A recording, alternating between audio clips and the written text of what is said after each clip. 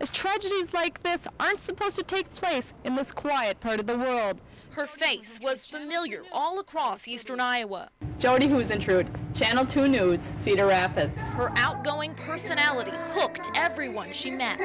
Yes, we see. She was the one that lit up the room.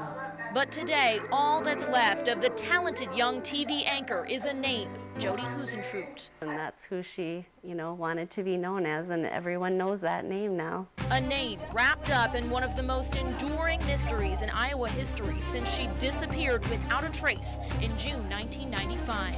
It's pure hell living with all this. I never thought our family would go through something like it. It started with a phone call. Jodi was late to work as morning news anchor at KIMT in Mason City. Her producer called to wake her up. Everything was fine. She was asking questions about the show, wondering what time it was, and she said, I'll be there as soon as I can. But she never showed up, and a search at her apartment building turned up signs of a struggle. We know that in the parking lot there was a pair of high-heeled shoes, a hairdryer, her briefcase was missing. Her car still there, the key bent in the lock. Clues that Gary Peterson has followed for nearly a decade. So this would be the scene, Huisentruit crime scene. Peterson first reported on the story as the news director at KAAL in nearby Austin, Minnesota. All of a sudden, people wanted to tell us things. As the leads came in, Gary and his main anchor started this website, findjodi.com. We end up getting probably a dozen tips a day. Tips that he doggedly tracks down that he's now trying to mold into a play. Later proved to be the biggest case in Mason City Police Department history. Working to make sense out of mystery, driven forward by the hope the next lead will bring answers. I've had people say, how can you spend so much time doing it, And it needs to be done.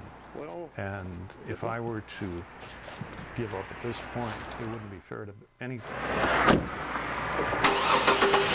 Today, Gary's search takes him on the road to meet with Jodi's sister and 3 of her best friends. I'm so glad you're here. Letting them ask questions. I want you folks to grill me. Hear theories.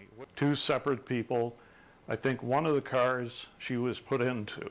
And share stories about the woman they loved and won't give up on. That's when we were roommates. She would befriend everyone. The reunion sparked by some renewed attention from a recent book on the case. Well, I don't like how they portrayed her. I heard people who had no idea who she was suspecting that if she used drugs, and that made me so angry. She, led a clean life.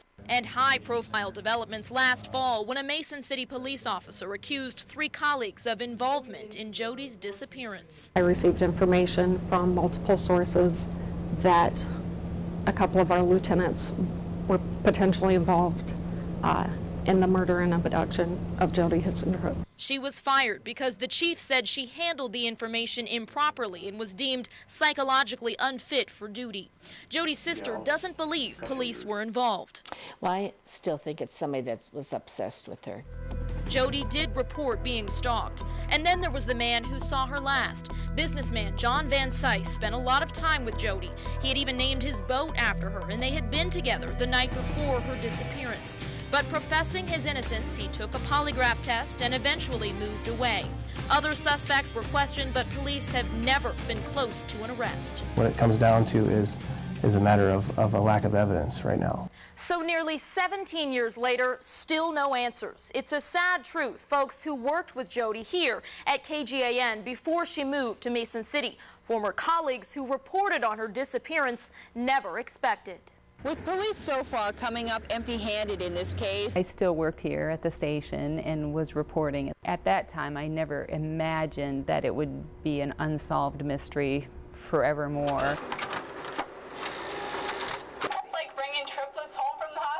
A former co-worker. Jodi Huisentruit has this update on and friend frozen in time. It's sad that she hasn't been able to enjoy her life like we have the last 17 years. And whether you remember her from this screen, I was making top stories locally, or one filled with more personal memories, there's a growing number of people who won't give up on justice for Jodi. She'd be devastated if it happened to one of her friends or one of her family members. She'd be doing going all out and trying to solve it. And sometimes I feel I'm not doing enough now. I do have guilt. It's just crazy that this hasn't been solved yet.